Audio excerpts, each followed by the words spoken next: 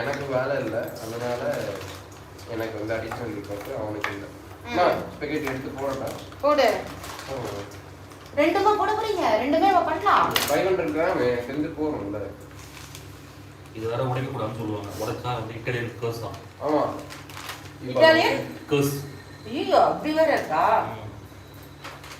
இப்போ அதை ஸ்ப்ரெட் பண்ணில வைக்கணும்.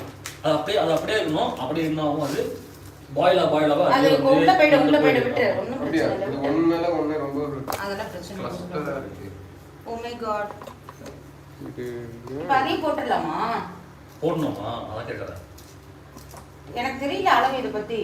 எனக்கும் அளவு தெரியாது. எனக்கு அவன் தான் வாங்கினான் தான்.